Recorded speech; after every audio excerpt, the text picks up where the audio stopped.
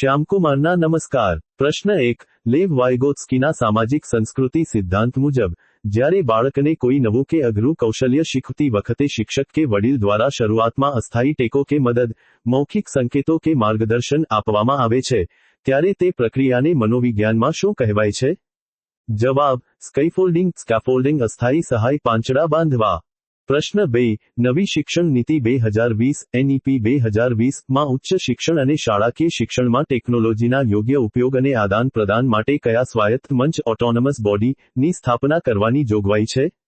જવાબ: national educational technology forum NETF।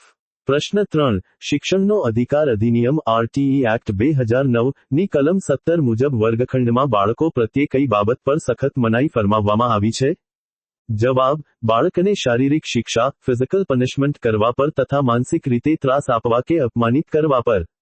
પ્રશ્ન 4 જ્ઞાનાત્મક ક્ષેત્રના વર્ગીકરણ માટે જાણીતા બેન્જામિન બ્લૂમ ની સુધારેલી વર્ગીકરણ પદ્ધતિ રિવાઇઝ્ડ બ્લૂમ્સ ટેક્સોનોમી 2001 મુજબ ચિંતનનું સૌથી ઉચ્ચ કક્ષાનું સ્તર કયું ગણાય છે? જવાબ: સર્જન કરવું સર્જનાત્મકતા ક્રિએટિંગ।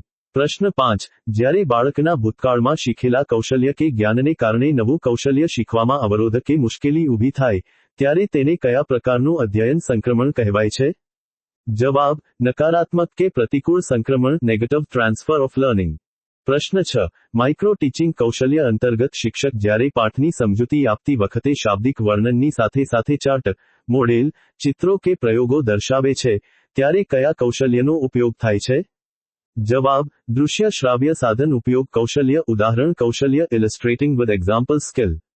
પ્રશ્ન 7 જે અધ્યયન અક્ષમતા લર્નિંગ ડિસેબિલિટી માં બાળક પોતાના આવેગો પર નિયંત્રણ રાખી શકતું નથી, વર્ગખંડમાં એક જગ્યાએ શાંતિથી બેસી શકતું નથી અને સતત અસ્વસ્થ કે ચંચળ રહે છે, તેને શું કહેવામાં આવે છે?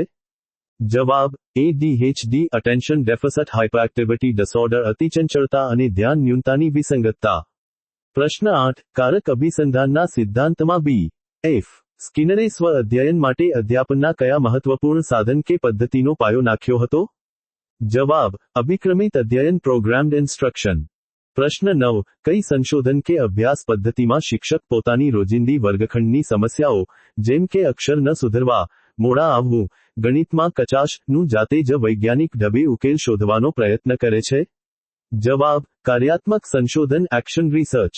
પ્રશ્ન 10 ચાર્લ્સ સ્પીયરમન ના બુદ્ધિ અંગેના દ્વિઘટક સિદ્ધાંત ટુ ફેક્ટર થિયરી માં બુદ્ધિના કયા બે મુખ્ય ઘટકો દર્શાવવામાં આવ્યા છે? જવાબ: G ઘટક જનરલ ફેક્ટર સામાન્ય માનસિક ક્ષમતા અને S ઘટક સ્પેસિફિક ફેક્ટર વિશિષ્ટ